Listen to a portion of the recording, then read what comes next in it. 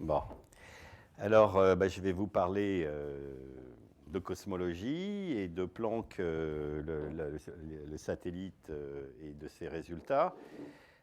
Pour pouvoir mettre les choses un peu... Alors, au fur et à mesure du... alors, Planck, d'abord, c'est cet objet-là. Et le cœur principal de ce dont je vais vous entretenir, c'est ces deux cartes du ciel, des anisotropies de température et de polarisation, et essayer de donner un peu de contexte pourquoi on s'est un peu excité à ce sujet. Alors là, ça commence par quelque chose de très très simple, qui est que quand la lumière a comme vous savez tous, une vitesse finie, donc dès qu'on regarde un peu loin par rapport à nous, on regarde cet endroit-là tel qu'il était dans son passé, dans le passé, au moment où la lumière a été émise. Et donc, quand on regarde suffisamment loin, on peut par exemple voir les grandes structures de l'univers qui sont de moins en moins structurées. Et évidemment, ce sont des échelles assez colossales. Et on peut se poser la question de jusqu'où on peut regarder. Il se trouve que dans le millimétrique, on regarde jusqu'au moment où l'univers était...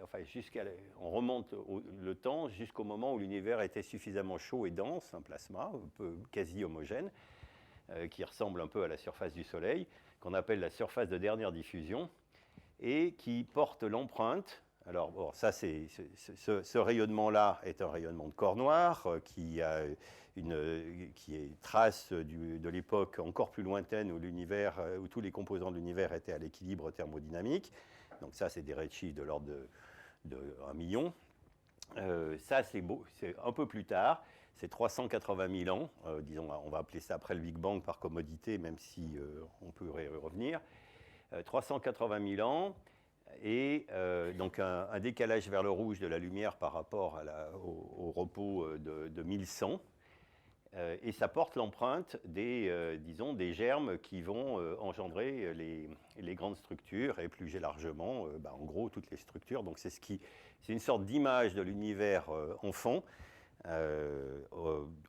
au début ou tôt dans l'histoire de l'accroissement de la complexité dans l'univers. Évidemment, ça c'est à t égale 380 000 ans, donc on a donc une image instantanée des conditions physiques par couplage entre la matière et le rayonnement. Donc on a une image de ce qui se passe à t égale 380 000 ans.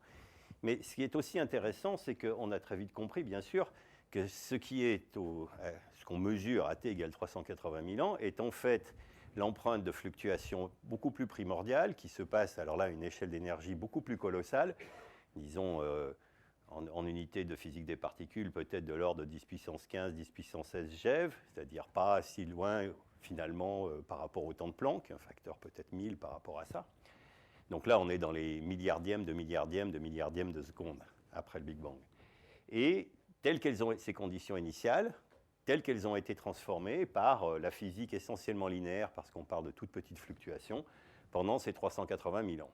Ce qui veut dire que cette image-là est en fait l'image des conditions dites initiales, donc due à une physique très au-delà du modèle standard et qu'on ne peut même pas imaginer tester dans le laboratoire. Enfin, plus exactement, l'univers est le laboratoire, mais aussi transformée par ces 380 premiers 1000 ans d'évolution, qui sont en fait l'évolution d'ondes acoustiques dans un plasma. Donc c'est des choses très standards, on sait tout calculer. Et il se trouve que cette évolution-là porte l'empreinte du milieu dans lequel elles évoluent, et notamment quelle quantité il y a de baryons, c'est-à-dire de matière usuelle, quelle quantité il y a de matière noire, quel est le taux d'expansion.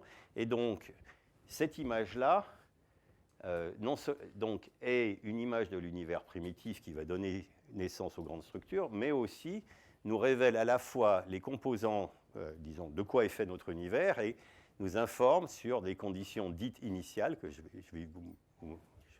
sauterai le dit par la suite, donc des conditions primordiales dans les premiers milliardièmes de seconde, enfin une fraction de ça, telles qu'est évolué pendant 380 000 ans. Voilà, donc ça c'est le contexte. Et puis, alors évidemment, ce qui va se passer. Donc, Planck, l'idée, ça a été de dire, juste après la découverte, ça c'était les premières anisotropies, ça a été, vous savez sans doute, ont été mesurées par le satellite COBE en 92, en même temps que la mesure très très propre, alors ça c'était le prix Nobel de George Smoot, en même temps que la mesure très très précise du fait que cette distribution est une distribution de corps noirs. C'est un autre instrument de Kobe qui a valu le prix Nobel à John Mather.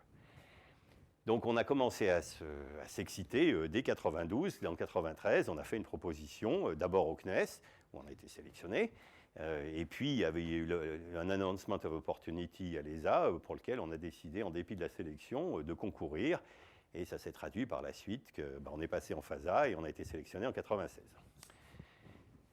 Cette machine-là, Planck, donc, a été conçue pour faire la cartographie dite ultime, c'est-à-dire extrayant toute l'information cosmologique, donc ça je vais peut-être y revenir, de ce fond diffus millimétrique. Évidemment, ce qu'on mesure, ce n'est pas des anisotropies de température, c'est des intensités en fonction de la direction, et ça, on le mesure à différentes fréquences. Et donc, il n'y a pas que l'émission dite de corps noirs. Il y a aussi l'émission, si on repart de chez nous, il y a l'émission de notre galaxie, des poussières. Il y a aussi l'effet d'amas de galaxies qui ont du gaz chaud, qui vont introduire des petites perturbations, des petites variations qu'on appelle l'effet Sonia-Zeldovich. Il y a l'effet des galaxies infrarouges à grand Z qui ne sont pas résolues. Il y a aussi un autre effet qui s'appelle l'effet de la rayonisation, dont je dirai quelques mots à la fin, qui est le fait que l'univers, après être devenu neutre et transparent, il a bien fallu que les premiers objets se forment, c'est ce qu'on appelle la fin des âges sombres, et donc c'est que l'univers se rayonise. Donc ça aussi, ça laisse une empreinte. Et puis plus largement, ce trajet de la surface de dernière diffusion jusqu'à nous se fait à travers les grandes structures en développement, et ça va avoir un effet de lentille gravitationnelle, de déflexion des rayons lumineux, auquel on va aussi être sensible. Donc en fait, si l'objectif est très simple, c'est de mesurer parfaitement cette surface de dernière diffusion, en pratique, on va mesurer des tas d'autres choses aussi sur le chemin qui s'avèrent être aussi très intéressants pour la physique en général, l'astrophysique et la cosmologie. Voilà, donc ça c'était un peu mon introduction. Alors juste un petit mot, une partie de ce que je viens de dire est répétée ici. Simplement, il y a aussi une idée complémentaire, c'est quel peut bien être le mécanisme qui a engendré ces fluctuations primordiales. Alors dans les années 80, c'est un peu avant, disons, a commencé à émerger l'idée que, oui, si on a une histoire physique de l'univers, il faut prendre en compte l'ensemble de la physique. On se rend compte qu'à ce moment-là, si on plonge, disons, la physique des particules standards, elle n'est pas du tout dans le même état. On est à des échelles d'énergie colossales. On est en train d'explorer un état beaucoup plus symétrique de la physique. Et on se rend compte à ce moment-là qu'entre cette physique grand unifiée à des énergies colossales jusqu'à la physique qu'on observe aujourd'hui autour de nous, il va falloir qu'il y ait une série de brisures de symétrie pour aller de la physique dite grand unifiée à la physique dont on a l'habitude autour de nous, avec une force forte, faible, électrique, magnétique, enfin toutes les choses qu'on tente d'unifier. Par ce processus-là, on se rend compte qu'il va y avoir obligatoirement une série de transitions de phase qui vont correspondre à des brisures de symétrie. Et à ce moment-là, on a commencé à réfléchir à tout ce que ça impliquait. Et pour résoudre un certain nombre de problèmes posés à cette époque, comme notamment la surabondance qu'il y aurait de monopoles magnétiques si on ne faisait rien, a été introduit le concept d'inflation. Et le concept d'inflation, c'est simplement qu'à un moment donné, l'énergie du vide est dominante et induit une dilatation quasiment exponentielle des distances, et ce qui résout un certain nombre de problèmes cosmologiques, d'une part. Mais d'autre part, on s'est rendu compte aussi que si on est dans un état quantique, il y a des fluctuations incontournables, des fluctuations dites quantiques, et on s'est rendu compte, ça c'est les années 80, c'est fin des années 70, début des années 80, on se rend compte que naturellement, pendant cette phase d'expansion, les petites fluctuations quantiques du vide vont en fait être dilatées et amplifiées gravitationnellement jusqu'aux échelles cosmologiques.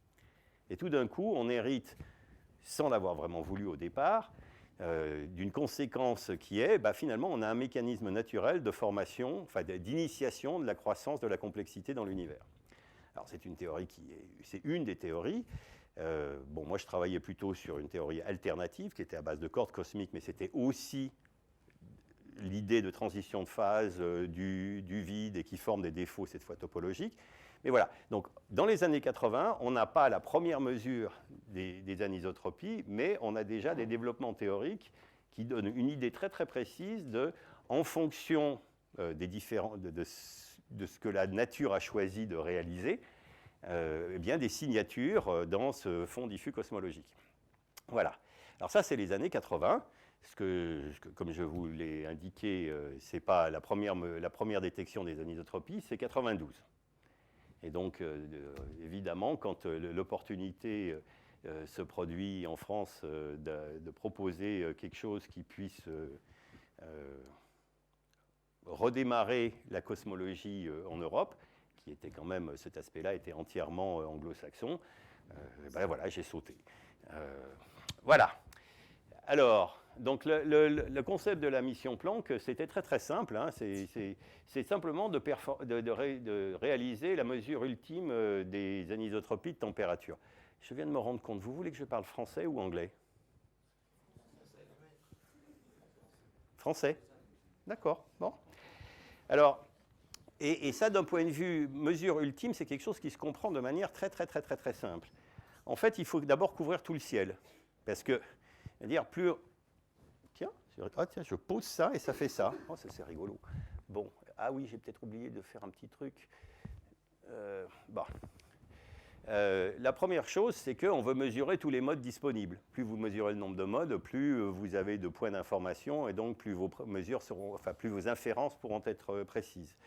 Ça, c'est une mise à jour des définitions de virus, bien sûr. Ça, c'est une première chose. Alors, vous voulez mesurer toutes les échelles, donc vous voulez les plus grandes échelles sur le ciel, donc ça, c'est très demandeur parce qu'il faut être capable de mesurer avec grande précision des points séparés par une grande distance. Ça, c'est une part. Et d'autre part, on savait déjà aussi que la physique nous indiquait que les fluctuations primordiales allaient être amorties par un effet de diffusion au moment de la surface de dernière diffusion, justement, et que donc il y aurait plus on savait que la physique nous indiquait qu'il n'y aurait plus d'informations à extraire aux échelles angulaires plus petites que de l'ordre de quelques minutes d'arc. Ça ne veut pas dire qu'il n'y a pas d'informations, il y a d'autres processus dans l'univers, il y a des tas de choses qui sont intéressantes aux échelles plus petites, mais je parle de la cosmologie primordiale, on savait que si on mesurait tout entre 5 minutes d'arc et tout le ciel, on avait à peu près toute l'information. Évidemment, ça ne suffit pas tout à fait. Il faut aussi faire une mesure qui ait un signal sur bruit plus grand que 1, si possible. Et donc, l'idée était qu'on ferait des mesures suffisamment sensibles pour être uniquement limités par notre capacité à séparer ce qui est véritablement cosmologique, d'arrière-plan, de toutes les contributions d'avant-plan qui étaient évidemment largement inconnues à l'époque, puisque Planck n'avait pas été fait. Ce qui finalement s'est traduit par le fait qu'on voulait mesurer un très large domaine spectral et avoir des mesures qui étaient quasiment au bruit de photons. Et puis on a dit qu'on ferait ce qu'on pourrait. À l'époque, la polarisation n'avait jamais été mesurée au début. On a dit qu'on essaierait de mesurer en plus, comme bonus, la polarisation de ce rayonnement, j'y reviendrai. Bon, après 3 ans d'études, on a été sélectionné en 1996. Voilà. Et finalement, l'objet qui est sorti des études par la suite, voilà, c'est Planck. Ça vous donne une petite idée. Ça fait de l'ordre de 4 mètres. C'est un télescope d'1,50 m de diamètre du primaire. Voilà, il y a un secondaire ici. Le plan focal est là. Tout ça, c'est à 300 K. Et maintenant, ce qui est devenu un truc classique, ce qu'on appelle des V-grooves pour isoler la partie chaude qui est vers le Soleil ici. Ça, c'est le cul au Soleil. Le baquet là-haut, il est de l'ordre de 50 K par refroidissement radiatif. Et puis, il y a une chaîne cryogénique extraordinairement complexe qui permet de descendre de 50 K d'abord à 20 K avec un couleur qui venait du JPL, puis à 4 K avec des couleurs qui viennent du RAL, puis à 0,1 K avec le couleur à dilution fourni par les Français, qui était une première mondiale.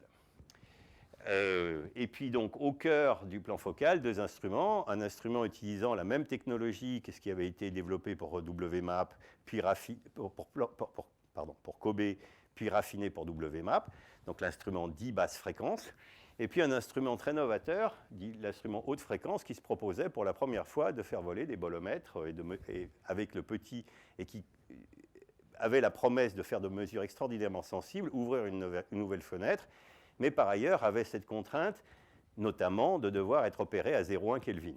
D'où et avec une grande stabilité, puisque évidemment les bolomètres, comme ce sont essentiellement des thermomètres, vous convertissez l'énergie des photons en énergie thermique et vous mesurez avec un thermomètre les variations de température. Et donc, si par ailleurs votre système est en train de varier de température pour quelque raison que ce soit, vous êtes en train de confondre ça avec le signal astrophysique. Donc, c'est non seulement 0,1K, mais c'est aussi une contrainte extraordinaire sur la stabilité du système. En fait, la stabilité, c'est même le millième de ça. Donc voilà, ça c'était l'objet. Pour fabriquer cet objet, on a assemblé une équipe assez complète, mondiale, il faut bien le dire, mais avec, disons, un centre de gravité à Paris. Mais vous voyez que la France est quand même assez bien représentée, notamment il y a le point 4 que vous devriez être capable de reconnaître, ça s'appelle le CESR. Voilà, c'est là. Donc on a mis en œuvre tout ça pour finalement fabriquer cet objet-là que vous voyez tel qu'il était à Kourou, après ces années de travail, prêt à être lancé. Le lancement s'est fait le 14 mai 2009. Tout ça, ça s'est très très bien passé. On est allé au point de Lagrange numéro 2, qui permet d'être, disons, loin des rayonnements perturbatifs, notamment d'un point de vue thermique. Et finalement, le succès de la mission peut, d'une certaine manière, se mesurer sur ce graphe. Bon, ça, c'est notre instrument HFI qui est à peu près de cette taille-là. Ça, c'est les cornets avec, au fond, les bolomètres. Et ce que vous voyez là, ça, c'est les filtres, et les bolomètres sont là. Et vous voyez en rouge l'évolution de la température sur 900 jours de mesure. Vous voyez que la consigne est à 0,1 K. Et vous voyez que l'excursion a été inférieure à 0,1 millK sur 900 jours. Voilà, donc ça, c'est un environnement, si on arrive à fabriquer ça, c'est-à-dire mettre des détecteurs à la consigne avec un millième de stabilité, pendant 900 jours, eh bien, on va pouvoir faire des choses intéressantes pour la cosmologie, et puis pour quelques autres domaines. Bon, je passe sur pas mal de transpiration et d'anxiété, etc. Finalement, le résultat final est là. Vous avez donc chacune de ces cartes, chacun de ces ovales représente une carte complète du ciel à différentes fréquences. Donc ça, c'est l'instrument dit basse fréquence. Ça, c'est notre instrument, HFI. Ce que vous voyez aussi, bon, certaines cartes sont coupées en deux, parce que là, ce qui est montré, c'est que ce canal fait des mesures polarisées, donc on voit l'intensité de la polarisation. Les coordonnées sont telles que le plan galactique est horizontal, ça c'est le centre galactique. Et vous voyez, alors, la table de couleurs est choisie pour que quelque chose qui a un spectre d'anisotropie de corps noir doit avoir les mêmes couleurs, entre guillemets, entre toutes ces images. Alors, vous voyez qu'il y a des endroits où on voit bien la même chose quasiment à toutes les fréquences. Bon, ben ça veut dire tout de suite que là, vous voyez à travers la galaxie jusqu'à il y a 13,8 milliards d'années. Donc, vous voyez directement l'état de l'univers primitif, le fond du ciel. Évidemment, vous voyez aussi que l'émission notamment de la galaxie est très variable en fonction de la fréquence. Donc là, en fait, c'est dominé par l'effet synchrotron, pour l'essentiel. Pas uniquement, mais à l'ordre 0, c'est vrai. Et puis, plus on va vers les hautes fréquences, et plus on est dominé par l'émission de la poussière galactique. Et les deux derniers canaux qui ne sont pas polarisés sont entièrement des canaux dits poussière. Pour vous donner une idée des qualités de ces cartes, prenons celle-ci. Cette carte-là a une résolution angulaire de 7,3 minutes d'arc et une sensibilité, c'est-à-dire en fait le bruit instrumental, correspond à 0,5 microkelvin par degré. Donc ça veut dire que quand vous prenez un pixel d'1 degré, la fluctuation RMS, le bruit détecteur, correspond à 0,5 microK. Voilà, c'est pas beaucoup. Donc voilà, c'est pour l'essentiel. Et vous voyez que la plus haute résolution, celle où on peut espérer aller jusqu'à c'est 217 GHz et c'est 5 minutes d'arc qui était ce qui était l'objectif. Et effectivement, alors, ce que je ne vous ai pas mentionné, c'est qu'on savait aussi depuis Kobe que la RMS du signal cosmologique aux grandes échelles est de l'ordre de 30 microkelvin. Et en faisant une extrapolation théorique à l'époque, on savait qu'a priori, la RMS totale, en incluant toutes les échelles, serait de l'ordre de 100 microkelvin. Donc vous voyez tout de suite là qu'à l'échelle du degré, on est quasiment à un signal sur bruit de son. Donc c'est vrai. Évidemment, quand vous arrivez à 5 minutes d'arc, vous êtes à peu près, vous arrivez au bout de la mesure, c'est-à-dire l'endroit où le signal sur bruit est de l'ordre de 1. Alors, évidemment, on fait plein de choses avec tout ça. On utilise la diversité spectrale pour séparer différentes composantes, par exemple l'émission dite synchrotron, l'émission dite free-free, l'émission l'émission thermique de la poussière, des raies de CO qu'on avait un petit peu oublié au départ, mais d'autres effets comme l'effet des amas par effet Sonia-Zeldovich, toutes choses qu'on sépare en gros par le fait que ça a une émission, une dépendance, excusez-moi, l'intensité de l'émission est une dépendance en fonction de la fréquence qui est différente de celle du corps noir. Et donc ça, c'est l'outil qui est utilisé pour faire la séparation. Évidemment, le cœur de la chose, c'est pourquoi on a transpiré pendant aussi longtemps, le voilà. Donc c'est la partie où on a, entre guillemets, pelé, nettoyé tous les avant-plans. Donc ce que vous voyez là, c'est donc la sphère autour de nous, nettoyée de toutes les contributions d'avant-plan, et qui dit, ben voilà l'état de l'univers, en plus exactement, voilà la trace laissée sur le rayon lumineux de l'état de l'univers à t égale 380 000 ans, donc il y a 13,8 milliards d'années. Donc ça, et vous voyez aussi que voilà, ça c'est une carte qui va de plus ou moins 300 microkelvin. Donc vous voyez que pour l'essentiel, la RMS, elle est à peu près là. Et ce que je vous ai dit, c'est de l'ordre de 100 microkelvin. Et il y a bien effectivement disons, le bruit est inférieur au microkelvin. Alors comment, ça c'est bien beau d'avoir une carte, c'est très joli, mais qu'est-ce qu'on en fait? Parce que vous voyez tout de suite que là, c'est pas, en fait, je peux déjà vous dire que cette statistique-là, cette description de ce champ, puisque c'est un champ, vous avez un delta t par pixel, donc c'est un champ scalaire. Ce champ est extraordinairement bien décrit par une statistique dite gaussienne. Donc c'est très simple, vous pouvez décrire la distribution de ça simplement avec une gaussienne. Et comme vous le savez, une gaussienne, ça se décrit uniquement par son écart-type, ou sa variance, c'est pareil. Ou dit autrement, il y a plusieurs manières de le dire autrement, mais en gros, la seule information qu'on peut espérer tirer dans cette carte, c'est la fonction de corrélation à 2 points. Si c'est gaussien, ceci est une statistique exhaustive. Donc on a sorti absolument toute l'information. Et donc la fonction de corrélation à 2 points, c'est simplement quand on est assis sur un endroit, avec une certaine fluctuation de température, quelle est la probabilité d'avoir une fluctuation de température Y en un autre point. Donc en gros, ça décrit, si c'est 0, bah, ça veut dire que les points sont tous non corrélés, c'est-à-dire que quand vous êtes en un point, vous ne savez rien dire sur ce qui est à côté. D'accord? Bon, voilà. Donc en fait, ça peut être formalisé un peu. Plutôt que mesurer la fonction de corrélation à 2 points, on mesure l'équivalent en l'espace harmonique, qui s'appelle le spectre de puissance angulaire. Alors bah, c'est très simple, ce que vous faites, c'est que vous prenez votre champ en fonction de la direction, vous le décomposez en harmonique sphérique, ça vous donne des coefficients, ce qu'on appelle les modes harmoniques. Donc ça, c'est l'équivalent de Fourier sur la sphère. C'est exactement l'équivalent de Fourier sur la sphère.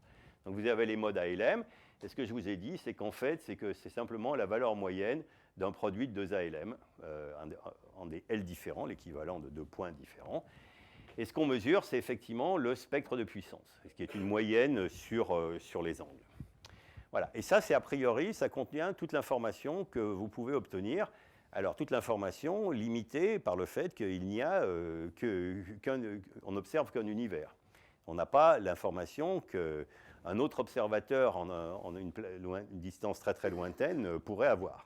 Donc on est limité au bout par le nombre de modes finis qu'il y a, même si ce sont des échelles colossales, voilà, c'est le maximum qu'on puisse faire. Néanmoins, on peut mesurer des fonctions à 3 points et 4 points pour tester, et ça c'est l'outil qu'on utilise, l'effet de la non-gaussianité. Bon, donc ça c'était juste l'outil.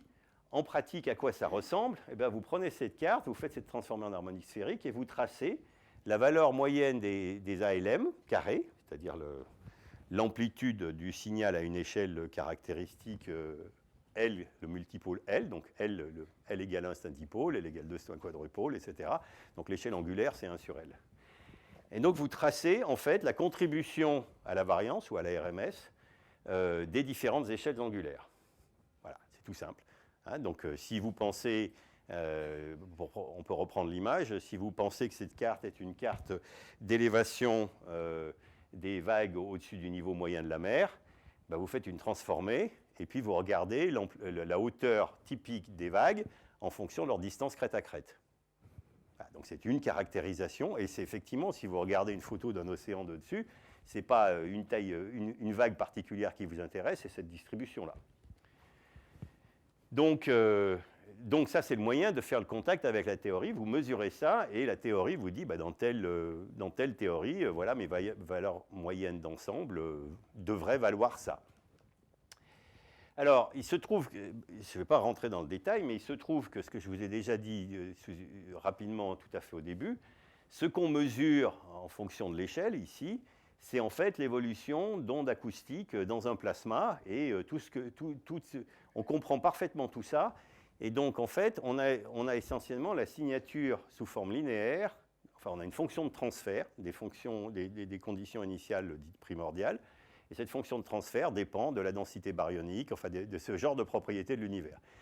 Et la beauté de la chose, c'est que c'est linéaire. Donc, c'est parfaitement maîtrisé, y compris des transformations linéaires. En général, on sait les inverser. Donc, on peut dire des choses sur les conditions initiales. Le résultat, il est là. Alors, ce que vous voyez là, donc, dl, c'est la contribution donc, à la variance en fonction de 1 sur l'échelle angulaire. Vous voyez, alors en gris, ça c'est les points individuels de mesure, c'est-à-dire mode par mode, ce qui est un peu difficile. Alors après, vous voyez les points bleus, qui sont des valeurs moyennes dans des petits intervalles de L. Voilà, donc vous voyez les points bleus. Chacun des points bleus est affecté de sa barre d'erreur, de son incertitude.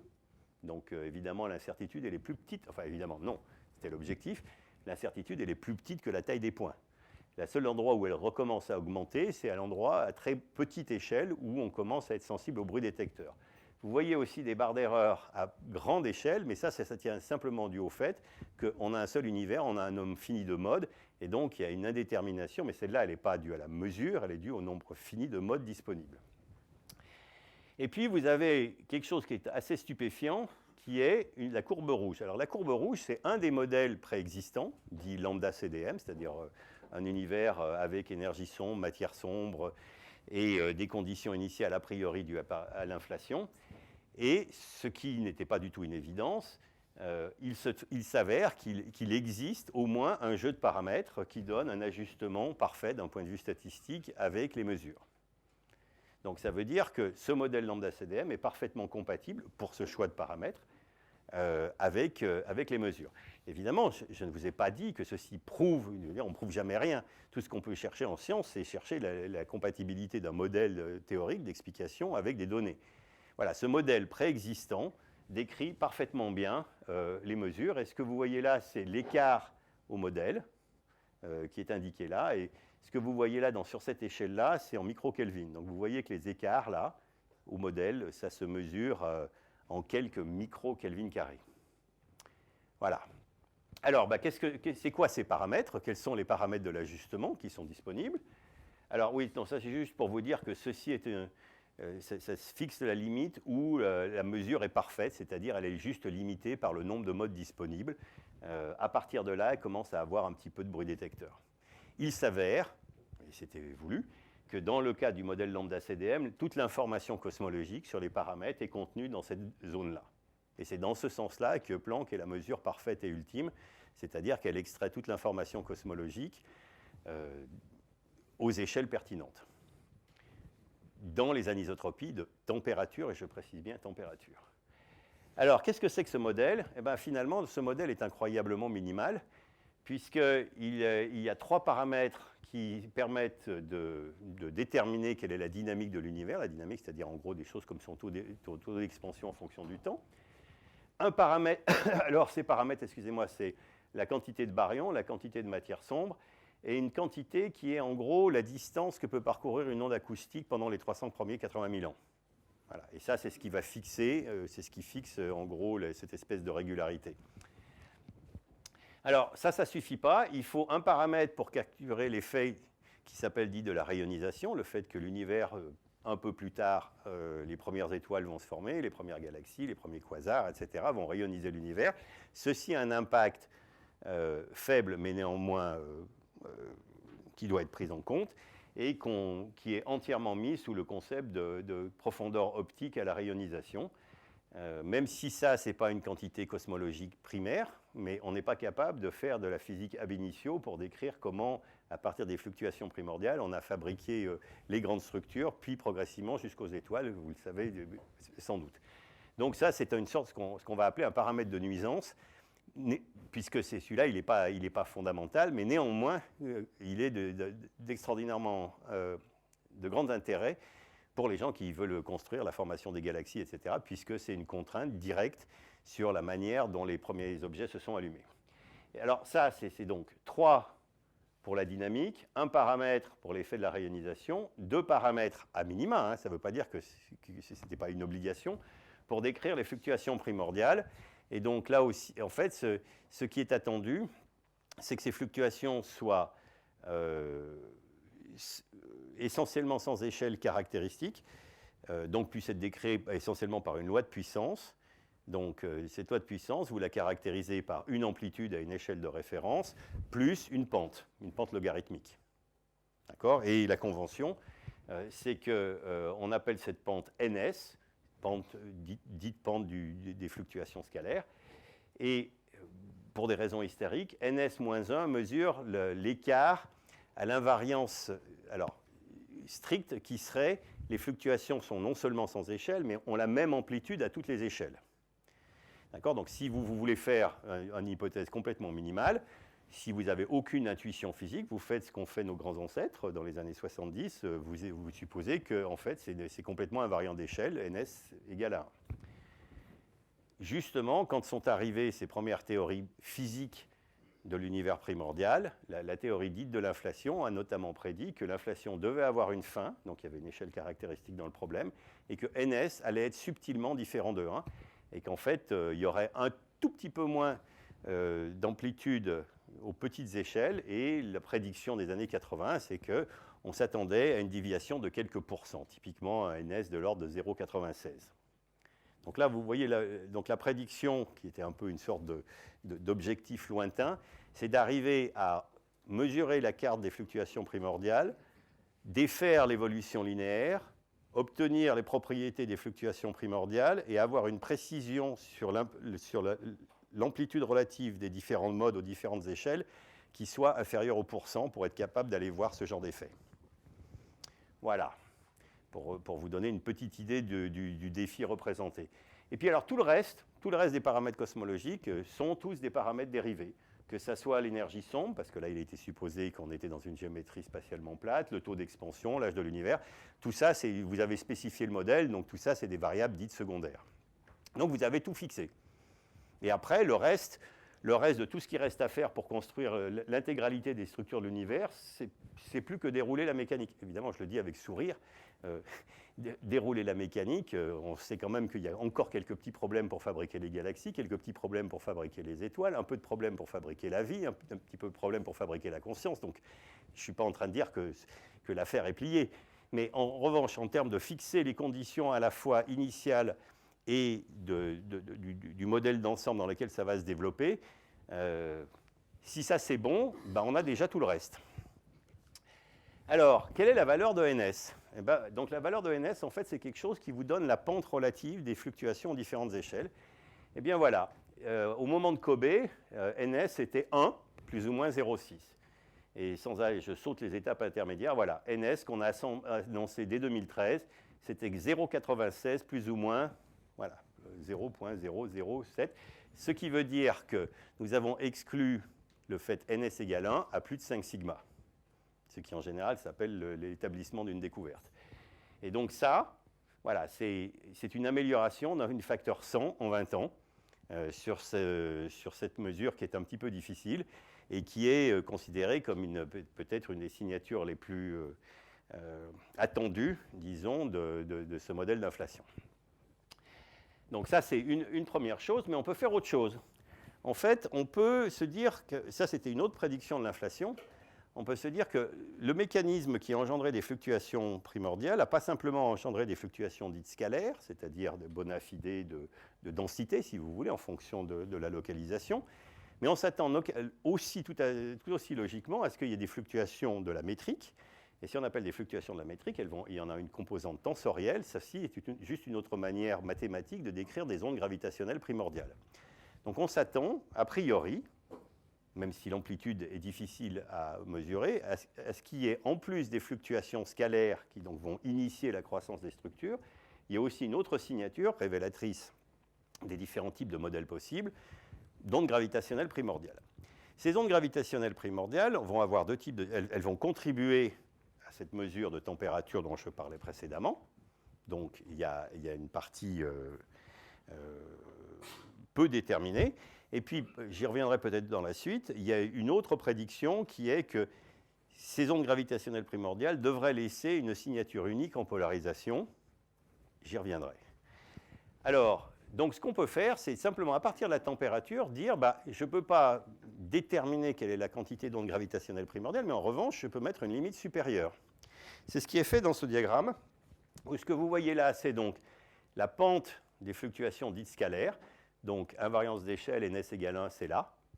Vous voyez qu'on est là-dedans, c'est-à-dire on exclut vraiment à 5 sigma, au moins dans le contexte de ce modèle, ce spectre dit Harrison-Zeldovich. Et puis là, on va tracer, alors c'est une des manières de présenter les choses, le rapport tenseur scalaire. Le rapport tenseur scalaire, c'est donc le rapport de l'amplitude des fluctuations sous forme tensorielle, onde gravitationnelle, ramené à l'amplitude des fluctuations de type scalaire. Donc s'il y avait autant de modes tenseurs que scalaires, R vaudrait 1.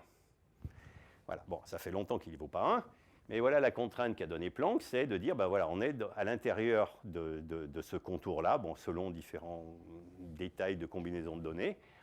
Ce que vous voyez, c'est que ça privilégie déjà entre deux grands types de classes de modèles sur la forme du potentiel, donc on commence à dire des choses totalement génériques sur la physique de l'univers primordial, c'est plutôt des potentiels de type concave. Vous voyez aussi des prédictions d'un certain nombre de modèles en fonction de la durée de l'inflation, c'est la longueur de ces flèches. Et vous voyez comme, notamment quelque chose qui est, je cherche, voilà, en noir, V proportionnel à phi carré, c'est-à-dire la chose la plus standard qu'on peut imaginer, un puits de potentiel qui est approximé en gros par une parabole proche du zéro, eh bien, est pas loin d'être exclu. En fait, maintenant, avec les données dites, et ça je vous montre le diagramme historique, maintenant c'est même exclu. Donc le modèle le plus minimal, disons, est déjà exclu. Alors ça correspond, pour vous donner une petite idée de ce R nous donne directement l'échelle d'énergie de l'inflation. Et donc le R en question, voilà le V star, donc échelle d'énergie de cette période-là, de l'ordre de 10 puissance 16 GeV en unité de R égale 0,1. Donc voilà, on sait que cette période-là a été à une échelle d'énergie plus faible que, en gros, 10 puissance 16 GeV.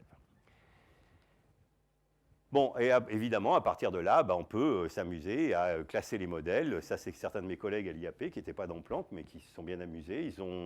Ils ont pris tous les modèles de la littérature d'inflation à un seul champ, donc les modèles un peu minimaux. Il y en a en tout, je pense, 230 avec les différentes variables sur les priors. Et puis, ils comparent aux données.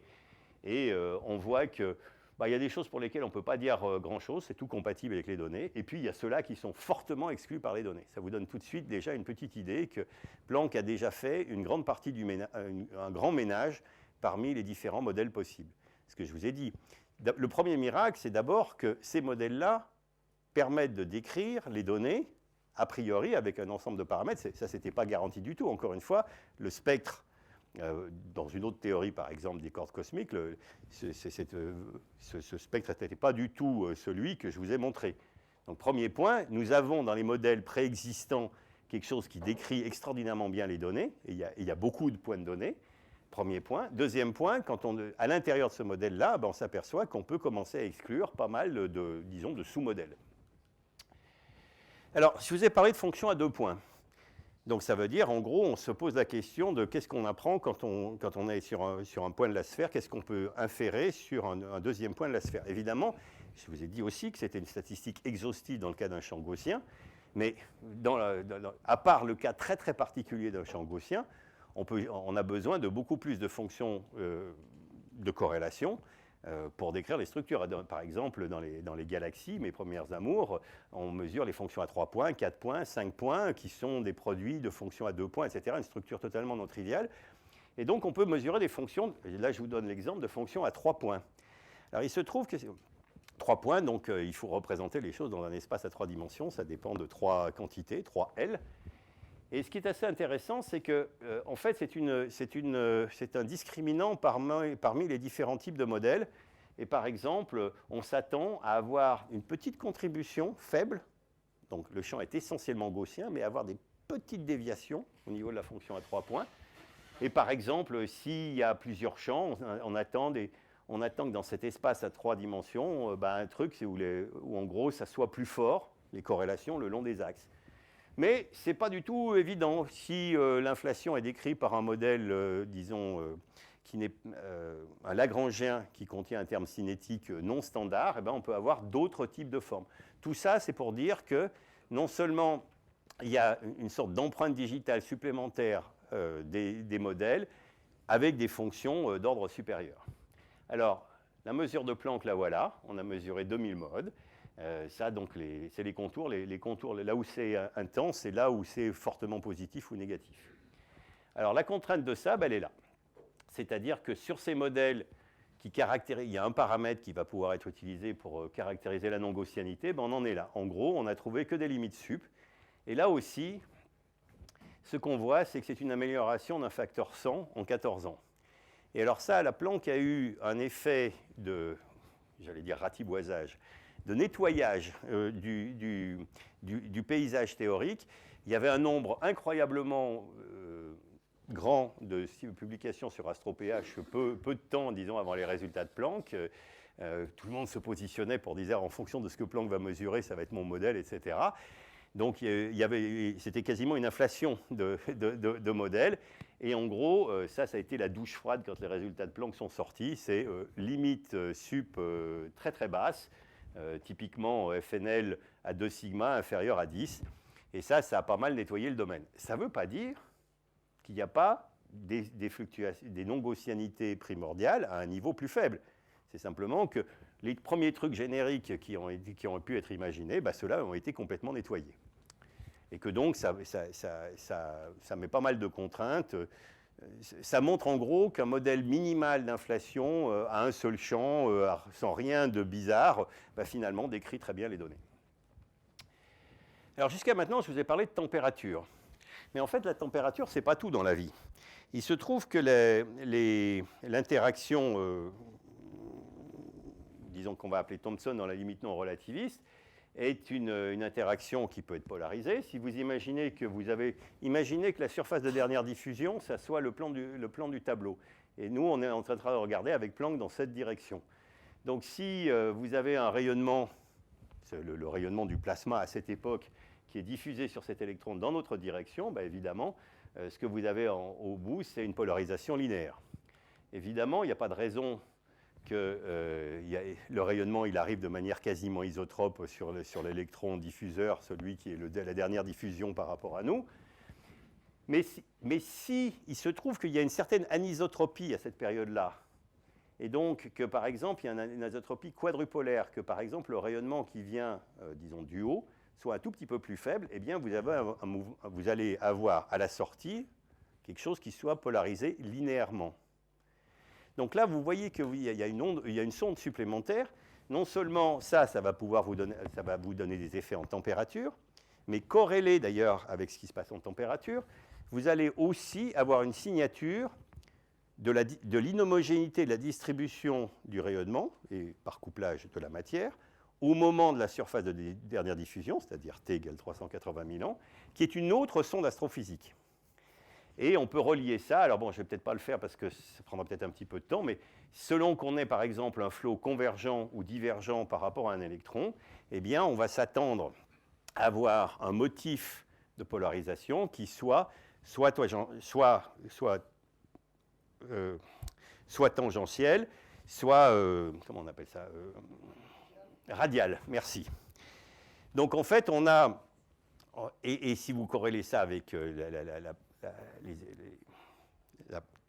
les anisotropies de température, vous allez avoir d'autres sondes, des modèles. Mais encore une fois, d'un point de vue observationnel, la polarisation, c'est une variable indépendante.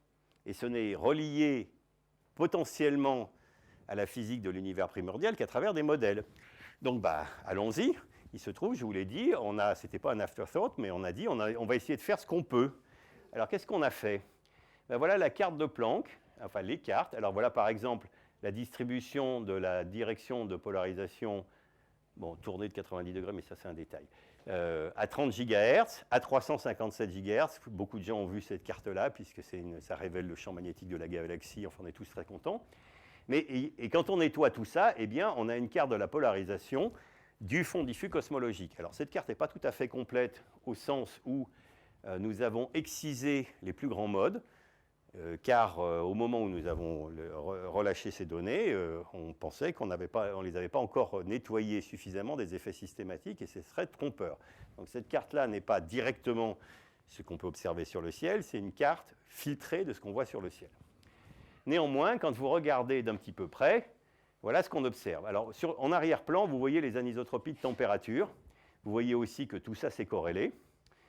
Et maintenant, on va... Alors, pour vous donner une petite idée d'où on en est, donc on a ça sur toute la sphère, pré-Planck, voilà ce qu'on savait. Donc, on avait en gros 50 petits traits à l'échelle de 1 degré. Voilà, ça, c'est WMAP. Donc, c'est pour vous donner une petite idée du pas qui a été fait. Voilà, on est passé de ces 50 traits à ça, sur tout le ciel. Alors, bon, vous allez me dire, là aussi, c'est pareil. Oui, des petits traits, c'est bien beau, des petites lignes. Qu'est-ce qu'on en fait? Alors, eh bien là, c'est pareil. Maintenant, on va changer d'échelle. Je vous ai montré les contributions à la variance, le spectre de puissance angulaire des anisotropies de température. Alors, ce qu'on peut faire, c'est séparer ces motifs de polarisation en deux types de motifs. Des motifs de type E, qui sont ceux que j'ai déjà introduits, qui sont invariants par réflexion dans un miroir. C'est-à-dire, vous voyez que selon le mode E, on est radial ou tangentiel. Et puis quelque chose qui est un autre mode, qui lui n'est pas invariant, qu'on va appeler des modes B, par analogie évidemment au mode électrique et magnétique d'électromagnétisme. Et donc on fait cette décomposition en différents types de modes. Donc là, on a deux champs scalaires de nouveau, et ça, on peut de nouveau faire exactement la même mesure. On fait une carte de E, une carte de B, et on mesure la fonction de corrélation à 2 points, ou le spectre angulaire. Et quelles sont les prédictions? Eh bien, on s'attend que pour E, on ait quelque chose de ce type-là, dans le contexte du modèle lambda CDM. Si vous spécifiez une autre théorie, évidemment, ça sera un autre type de plot. Ce qui est intéressant de remarquer tout de suite, c'est que, voilà, je vous ai dit, ça... L'intégrale de cette courbe, de cette contribution, ça fait de l'ordre de 100 microK RMS, les fluctuations de température. Là, on est en train de parler de 4 microK RMS en température. Qui plus est, le modèle prétend, puisque en fait, on est en train de parler finalement d'ondes de densité et de champ de vitesse au moment de la surface de dernière diffusion, à ce que ça soit corrélé. Ce qui se traduit par le fait qu'on s'attend à une corrélation entre T et E qui est donnée par cette courbe. Et puis, on attend aussi des modes B. Alors, il y a deux types de modes B. Il y a des modes qui sont ceux dont j'ai déjà parlé, qui sont la possibilité d'ondes gravitationnelles primordiales, mais auxquels sont superposés des modes qui ont été engendrés, j'en dirai quelques mots par la suite, qui ne sont pas du tout des modes primordiaux, mais qui sont des modes dus à la distorsion des modes E suite à la propagation à travers un univers inhomogène, donc un effet de lentillage. Mais ça, alors là, vous voyez encore, on est en train de parler c'est inférieur à 300 nanokelvin RMS. Donc, soyons clairs, au départ, on a dit, on va essentiellement tuer le job en température. Et je vous ai indiqué, effectivement, on a délivré sur ce qu'on avait promis. Et là, ce que je suis en train de vous dire, c'est qu'on a été un peu plus loin que ça et qu'on a commencé à s'aventurer sur les territoires polarisés. Alors, je vous ai montré la carte. Maintenant, quel est ce que Planck a effectivement mesuré? C'est le prochain transparent. Alors, ça, c'est en TE, ça, c'est en EE. Donc, EE, on va faire EE. Et ce que vous voyez, c'est comme dans le premier diagramme où j'avais montré les différents points de mesure, des points bleus qui sont des moyennes par intervalle. Et vous voyez une courbe rouge. Mais cette courbe rouge est totalement remarquable. C'est que ceci n'est pas un ajustement, c'est une prédiction où il y a 0 paramètre libre. Le modèle lambda CDM a été calé sur la température. Et là, ce que je vous dis, c'est si ce modèle, on a compris ce qui se passe dans l'univers primordial, alors la prédiction, c'est ça qu'on va mesurer en polarisation. Voilà. Et cette prédiction, c'est la courbe rouge. Et vous voyez l'écart au modèle. Donc ça, c'est complètement sidérant. Alors, parce que quand même, vous réalisez, c'est quand même ce que je viens de dire quand même. Ça veut dire quand même, on a un peu compris quelque chose. Et bon, on peut dériver les paramètres. On peut jouer à un autre jeu. On peut dire, maintenant, j'analyse la polarisation indépendamment, je regarde les paramètres et faire numériquement l'accord, etc. Ça marche très, très bien. Bon, tout ça, c'est cohérent. Mais le point essentiel, c'est que ça, ce n'était pas du tout une évidence. Parce que là, je vous dis, on a une sonde en température, vous mesurez quelque chose en température, vous faites une inférence sur le modèle d'univers, sur comment les choses se sont passées à ce moment-là, puis vous faites une prédiction de ce que vous mesurez avec une autre sonde, et ça tombe pile poil. Voilà, donc c'est ça qui a été fait. Donc, même si on apprend des choses supplémentaires sur la polarisation, parce que ce n'est pas la même sonde, donc elle n'est pas sensible dans les mêmes proportions avec les différents paramètres, mais la première chose essentielle à retenir, c'est qu'une sonde indépendante, pendant très longtemps, enfin moi je suis suffisamment vieux, où quand même dans les années 80, on essayait désespérément de mesurer 2 paramètres cosmologiques en supposant tous les autres connus, et puis on pouvait toujours réinterpréter de 50 manières différentes parce qu'on mesurait 2 malheureux paramètres parmi 6 ou 7. Le CMB a apporté le fait qu'on contraignait tous les paramètres simultanément, d'un coup, et non seulement ça a été accompli, mais on l'a fait 2 fois, c'est-à-dire qu'on le fait aussi en polarisation, et les 2 tombent d'accord. Donc je pense qu'on a appris un petit peu quelque chose en cosmologie. Par ailleurs, évidemment, ceci n'est pas simplement établir mieux le modèle. Si vous rajoutez des éléments, disons, pas obligatoirement nécessaires en température, mais qui sont acceptables, ceci va changer cette traduction de l'un vers l'autre. Donc le fait qu'il y ait accord, ça permet aussi de contraindre ce qu'on appelle des extensions au modèle minimal, par exemple la présence de modes dits isocourbes. Bon, je ne vais pas rentrer dans le détail. Ce qui est important, c'est le principe, c'est qu'on contraint aussi, disons, des extensions au type de fluctuation de l'univers primordial. Alors, à ce point-là, je voudrais quand même me poser quelques instants en disant quand même ce paramètre, ce modèle dit lambda CDM, c'est quand même un peu incroyable. Parce que, bon, non seulement il décrit tout l'univers, sa dynamique, etc., et ses fluctuations primordiales avec 6 paramètres, mais bon, il faut quand même se rappeler, ceci est basé quand même sur essentiellement 2 théories, qui sont la relativité générale et la mécanique quantique. Et c'est partout. C'est-à-dire, dans tout ce que je vous ai raconté, c'est toujours l'arrière-plan. On utilise tout le temps la relativité générale, on utilise aussi la mécanique quantique.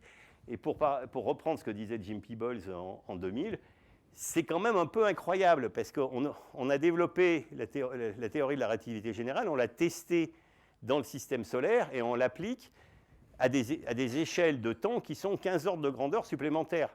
Donc penser que ça continue à marcher, ce n'était pas une évidence non plus. Donc en fait, ce succès du modèle lambda CM, il peut être vu de différentes manières. Oui, c'est très minimal, mais c'est aussi complètement basé sur tout le reste de la physique. Et finalement, enfin, moi je viens d'une famille de paysans, en gros on dit on mesure l'arbre à ses fruits. Ben voilà, vous avez un peu les fruits, c'est pas mal. Et pour vous donner une petite idée, voilà, ça c'est comment on peut classer les différentes contraintes, disons, sur la relativité générale. Ça c'est le système solaire, c'est ce qu'on va faire avec ELISA, Advanced LIGO, et la cosmologie est dans ce domaine-là, et vous voyez le nombre d'ordres de grandeur, de différences, disons, d'échelle qu'on mesure. Alors, où est-ce que j'en suis là? J'en suis que vous avez faim. Est-ce que vous voulez rester avec moi encore quelques instants pour que je vous raconte une autre histoire merveilleuse? Oui, vas-y. Bon, devant la foule en délire. Donc, je vous ai dit tout à l'heure que ces fluctuations donc, sur la surface de dernière diffusion vont se propager jusqu'à nous, et donc il va y avoir un certain nombre d'empreintes.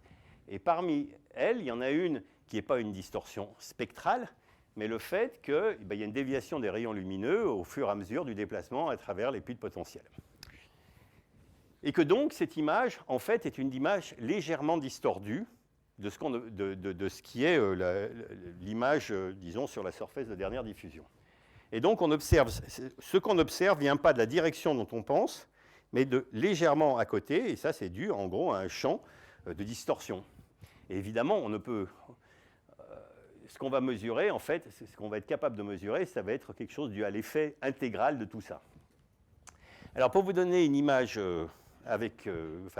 visuelle, voilà, imaginez que vous avez, sur la surface de dernière diffusion, un champ de température qui ressemble à ça, et des modes E, donc les modes de polarisation E, hein, ceux dont je vous ai parlé, ceux qui sont radiales tangentielles, et puis pas de mode B, c'est-à-dire ceux qui pourraient correspondre à des ondes gravitationnelles primordiales. Et maintenant, j'observe cette image aujourd'hui. Hop. Alors, je vous la refais. Hop. Alors, qu'est-ce qu'on voit? Alors, ce qu'on voit, c'est que sur des échelles de quelques degrés, on voit des déplacements homogènes de l'ordre de quelques minutes d'arc. Et ça, c'est corrélé. C'est-à-dire, vous imaginez, il y a un gros amas dominant, etc. Bah, tout autour, ça va être, l'image va être un peu déformée. Le point qui est essentiel, c'est que vous êtes en train de corréler des échelles différentes. C'est-à-dire que toutes les échelles à l'échelle de quelques minutes d'arc sont modifiées de manière cohérente sur du degré. Alors ça, c'est plus du tout un champ gaussien tel qu'on l'attendait. A priori, vous vous attendiez à ce qu'un champ gaussien linéaire, les échelles soient indépendantes entre elles. Et donc là, vous êtes en train de construire quelque chose qui n'existe a priori pas au départ. Vous allez pouvoir utiliser ces corrélations entre les motifs de l'image à différentes échelles pour reconstruire la lentille intervenante, sous l'hypothèse qu'il n'y avait rien en primordial. Bon. Sous cette hypothèse, vous voyez donc, on a cette distorsion en E, et en T et en E, et vous voyez que la distorsion, il n'y avait pas de mode B, mais du coup, il en est fabriqué un peu, parce que vous partez d'un champ qui n'a pas d'effet tordu, mais vous avez cette distorsion qui dépend du point, vous générez des modes B. Donc ces modes B vont se superposer à tout mode éventuel d'origine primordiale d'onde gravitationnelle. Bien, ça c'est le schéma. Et donc, qu'est-ce qu'on a fait? Voilà, ceci est la carte qu'on a reconstruite à partir des données Planck. Et ce que vous voyez, donc ça correspond, disons, au puits de potentiel gravitationnel, si vous voulez, ou potentiel défléchissant intégré le long de la ligne de visée. Donc, d'une certaine manière, vous voyez en gros toute la masse dans l'univers, no less. Puisque là, vous avez sur toute la sphère l'intégrale de la distribution de masse de 0 à il y a 13,8 milliards d'années. Et ça, c'est évidemment, c'est toute la matière, ça inclut la matière sombre. Donc là, vous avez, c'est pas les galaxies là cette fois-ci. Vous avez et ça, c'est la distribution donc intégrée bien sûr de matière sombre. Alors, cette image est le début d'une nouvelle ère, puisque en gros, cette image-là, moi quand je l'ai vue, j'ai eu la même sensation que quand j'ai vu l'image de Kobe, et pour de très très bonnes raisons. Elle a à peu près la même résolution angulaire, la dizaine de degrés, et à peu près le même signal sur bruit à la meilleure échelle, c'est-à-dire 1. C'est-à-dire qu'en fait, rien de tout ça n'est directement, tout est statistique là-dedans, ce que vous voyez pour l'essentiel, c'est du bruit.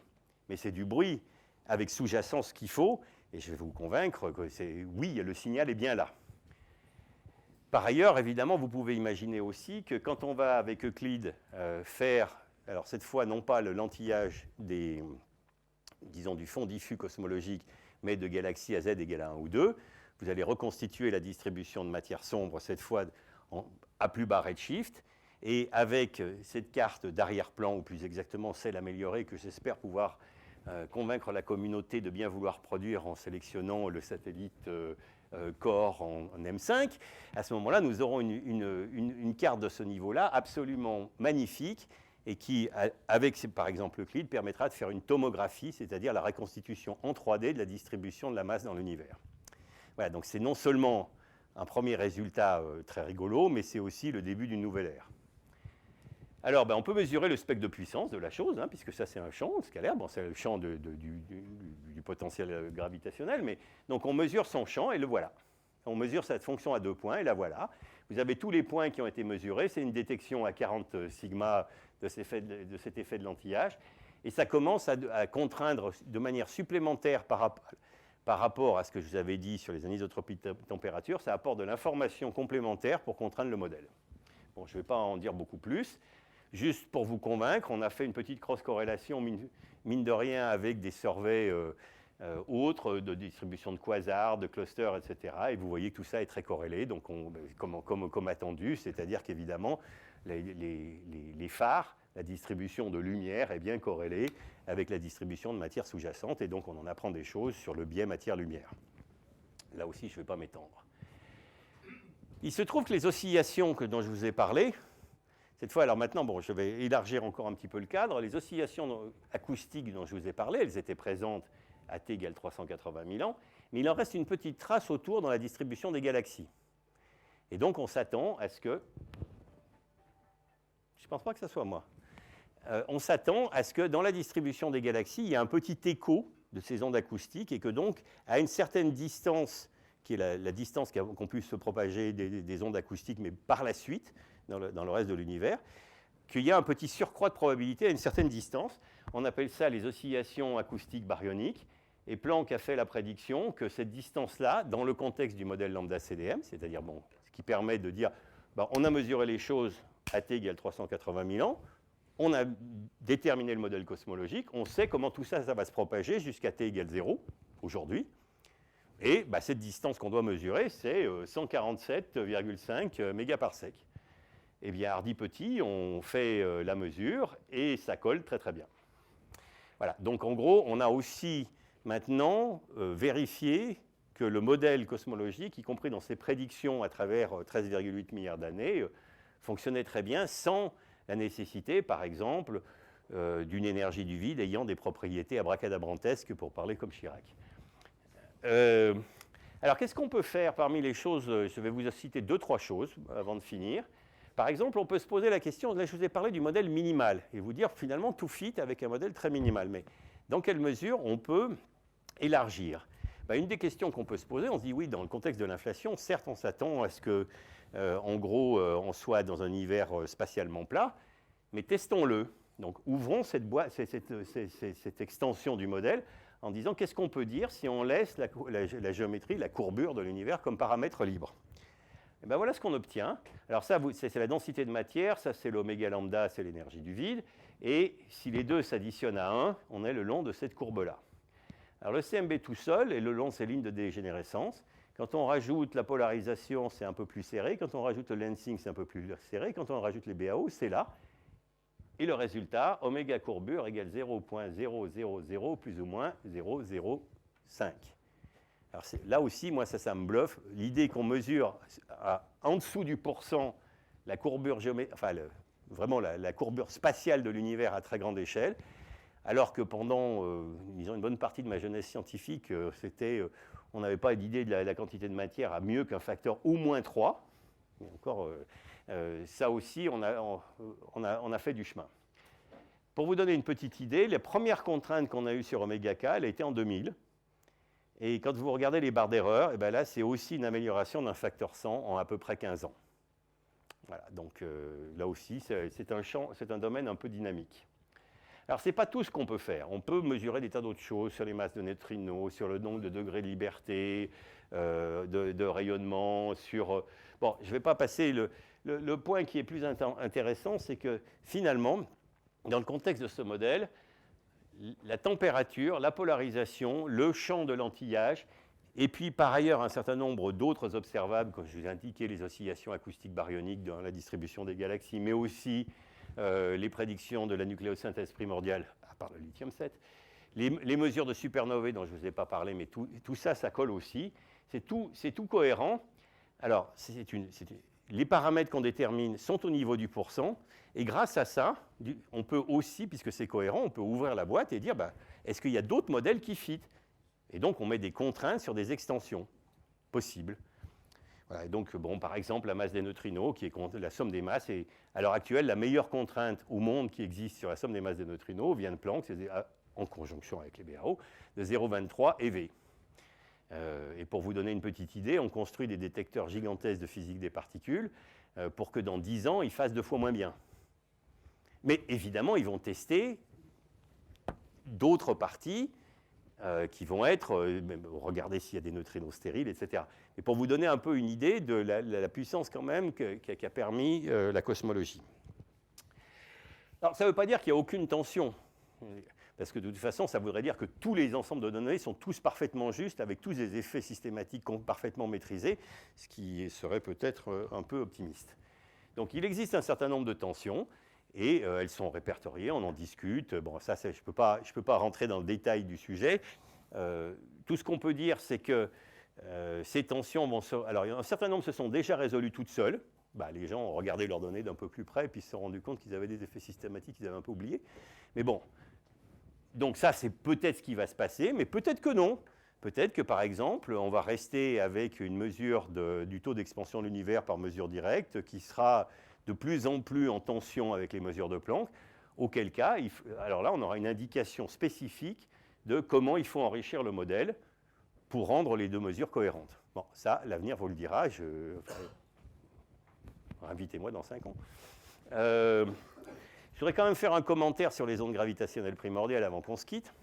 Vous avez peut-être entendu parler, en mars 2014, d'une annonce par certains de nos collègues qui ont fait une magnifique manip qui est au pôle, qui est là, et qui a rompu, disons, non pas le tabou, mais la situation pendant très longtemps, sur les modes B, eh bien, il n'y avait que des limites supérieures. Voilà tout ce qui existait. Et tout d'un coup, ils ont annoncé cette mesure.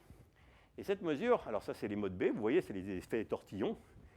Et alors, on a eu tout un ensemble de réactions. Le spectre qu'ils ont mesuré était là, et ça avait l'air donc d'indiquer qu'il y avait une composante supplémentaire par rapport à l'effet de l'antillage, et qui indiquait donc, a priori, la présence d'ondes gravitationnelles primordiales.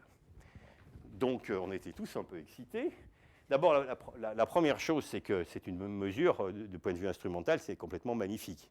Parce que, encore une fois, là, je ne sais pas si vous voyez les échelles, ça, on est en train de parler, hein, on est à 10-2 microkelvin carré. Ce n'est pas gras quand même. Hein. Donc, le simple fait d'arriver à faire cette mesure et d'arriver à se convaincre que ce n'est pas que des effets systématiques, c'est complètement magnifique. Point 1, éliminons ce point-là. Deuxièmement, évidemment, ils ont été un peu, peut-être, ils se sont avancés, ils ont dit la recherche des ondes gravitationnelles primordiales est terminée. Et alors, le troisième point qui était aussi intéressant, c'est que la valeur qu'ils ont déterminée correspondait à R égale 0,2. Alors là, c'était une raison supplémentaire d'être excité, puisque Planck avait annoncé, peu de temps avant, que la limite supérieure était de R inférieure à 0,1. Donc, eux disent, nous, on a mesuré 2 fois la valeur limite supérieure. Donc, soit tout le monde s'est trompé, soit ça veut dire que là, il y a de la physique nouvelle. Non seulement on a mesuré les ondes gravitationnelles primordiales, mais dans le cadre d'un modèle qui est garanti d'être non standard, puisqu'on ne peut pas rendre cohérent au sein du modèle minimal la mesure de Planck et de Bicep. Vous connaissez peut-être la suite. Ils ont un peu sous-estimé, ils n'avaient pas assez de bandes pour vraiment savoir quelle était la composante de la poussière polarisée. Ils se sont brémés, ils ne nous ont pas parlé. Et puis, nous, on a écrit un premier article pour dire qu'il y avait au moins la moitié du signal qui était dû à la polarisation de la poussière. Et puis, on a fait une analyse jointe. Et effectivement, c'est à peu près ça qui se passe. Et résultat des courses, effectivement, leur R égale 0,2 s'est transformé en R inférieur à 0,11, c'est-à-dire parfaitement compatible avec les limites sub de Planck. Mais néanmoins, avec une différence qualitative. Planck, c'était des mesures indirectes, en disant on analysait les fluctuations de température, et il ne peut pas y en avoir plus que ça, mais du point de vue température, Planck a fait le job, donc on ne pouvait pas faire mieux. Donc là, c'est les mesures directes, et donc là, sky is the limit, a priori, c'est l'ingénuité expérimentale qui peut nous qui est la limite. Un dernier point, qui est que dans les données 2015, celles que vous pouvez trouver sur Internet en allant sur la Planck Legacy Archive, je vous ai mentionné que les cartes de polarisation, on avait excisé les grandes échelles, on les avait filtrées. Et il y avait de très bonnes raisons pour ça, c'est qu'on s'attendait, quand on regardait des spectres de puissance, à avoir quelque chose qui aurait dû être aux alentours de la courbe noire, et quand on faisait un certain nombre de tests de nullité, de caractérisation des données, on était très au-dessus d'un facteur quasiment 100 dans certains cuts. Donc manifestement, il restait des effets systématiques, il était totalement inconcevable de relâcher. Mais il s'agit de grandes échelles. Ce que vous voyez là, c'est L inférieur à 100, c'est-à-dire avant même le premier pic acoustique. Alors et ça, c'est un peu dommage, parce qu'il se trouve que la rayonisation de l'univers, qui est quand même d'intérêt astrophysique, est justement imprimée aux grandes échelles en E. Je ne vais pas rentrer dans le détail, parce que sinon on ne va pas les manger. Donc, en bref, on a beaucoup travaillé. On a continué à nettoyer les données, mais cette fois spécifiquement pour les BAEL. Et en gros, voilà le papier qu'on a mis sur Archive. Enfin, un plot parmi, c'est un papier de 70 pages. Donc, un plot qui donne une petite idée de, voilà à très bas L. Donc, vous voyez, les tout premiers multipôles, je vous rappelle, L égale 1, c'est le dipôle. Hein. Donc, les très grandes échelles, vous voyez 3 valeurs de taux en prédiction, et voilà les valeurs qu'on a déterminées. Alors, il y a une sueur absolument colossale derrière tout ça, parce que pour arriver à avoir ce genre de s'assurer qu'on n'ait pas 1 ou 2 centièmes de microkelvin off, pour une manip qui était au départ, l'objectif c'était le microkelvin quand même. C'est un petit peu difficile, on est quand même assez convaincu, et donc vous voyez bien que les valeurs du genre à la WMAP, 0.09, sont complètement exclues par les données Planck. Donc voilà une petite histoire de taux, entre guillemets. Ben voilà, ça part des données de WMAP qui étaient disons, en tension avec tous les modèles de formation des galaxies. On n'arrivait pas en gros à réioniser l'univers suffisamment tôt, pour le faire bref. Et puis ben, vous voyez les derniers résultats de HFI. Donc on est passé là maintenant de 0.09 à 0.055 avec des barres d'erreur qui sont passées de 30 à 9, donc 3 fois plus petites. Et en gros, la tension a en gros disparu. Donc ça, c'est un des résultats très récents, puisque c'est il y a une dizaine de jours. Donc je vais conclure pas loin de là-dessus. Bon, bah, ça montre que, en gros, les différents types de modèles maintenant sont en gros compatibles. Donc, à l'issue de ce séminaire, maintenant vous êtes capable de comprendre ce que ce plot veut dire. Quand on est, voilà l'ensemble des contraintes qu'on a aujourd'hui sur les spectres de fluctuation. Donc, quand on est parti, il y avait eu ce point-là. Voilà, c'est ce qu'on connaissait. Ça, c'était le point de Kobe, le prix Nobel de Smoot. Voilà, c'est ce point. Et le reste, c'était complètement vide. Planck, c'est le bleu. Donc, je ne sais pas si vous voyez, c'est quand même, ça domine très, très, très, très largement l'intégralité des mesures. En gros, presque tout ce qu'on sait vient de Planck. Le reste permet de vérifier qu'on ne s'est pas planté, mais pour le moment, c'est assez dominant. Si on compte le nombre de modes qui ont été mesurés par Planck en température, on est à 1,1 million de modes, en gros. C'est le nombre de modes mesurés sur la sphère. Quand on en est au mode E, on en a mesuré une centaine de milliers. Les modes B, on en a mesuré une dizaine. Ben voilà, c'est l'état du domaine. Donc, évidemment, il y a quelque chose qui crie à l'aide. On a ces millions de modes à mesurer qui demandent qu'à être mesurés et de continuer l'aventure. Signé pour la proposition M5. Bon, blague à part. En conclusion, ce modèle dont je vous ai parlé, dit lambda CDM, décrit toutes les données. Alors je ne suis pas passé parce que ça demanderait trop de temps, mais sur beaucoup de prédictions spécifiques sur l'isotropie, sur la cohérence des fluctuations, sur le...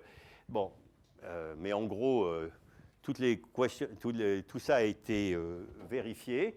Et donc finalement, tout est cohérent au sein de ce modèle avec le modèle dit de Big Bang dont vous avez l'habitude, en tout cas les plus âgés d'entre vous, c'est-à-dire ce qu'on a appris, je sais pas, d'Hubert Reeves, voilà, donc il y a un Big Bang, etc. Bon, ben, on s'est rendu compte que ça ne collait pas vraiment, qu'il fallait rajouter une phase antérieure à ça, qui est une phase d'expansion, très rapide, éventuellement exponentielle.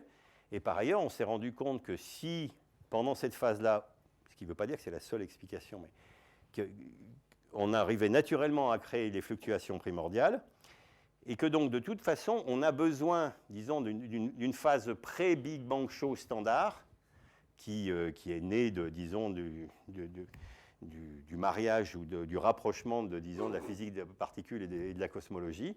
Et donc, c'est maintenant complètement partie intégrante du modèle. Donc, ce qu'on appelle le modèle de Big Bang, maintenant, c'est plus... Enfin, c'est quelque chose... Bon, on continue à utiliser le même mot, mais c'est en fait plus la même réalité. Il y a maintenant, de manière intégrée, une phase qui met en place les conditions pour le modèle de Big Bang Show standard qu'on a appris dans les livres, y compris dans Patience dans l'azur. Voilà, enfin, ça c'est pour les vieux. Je finirai en disant qu'il y a quelques anomalies néanmoins. La plupart d'entre elles sont malheureusement à très grande échelle, donc il n'y a pas beaucoup de modes pour aller les contraindre. Donc voilà.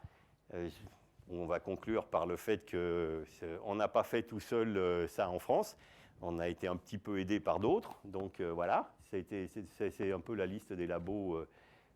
Et la plus grande partie des résultats, on va dire 95%, dérivent voilà, de l'instrument HFI que nous avons eu l'honneur et l'avantage de piloter avec Jean-Loup Puget. Voilà. Mais évidemment, le voyage continue et Je vous ai dit, il y a encore des millions de modes à aller mesurer et j'espère voir ça de mon vivant. Voilà.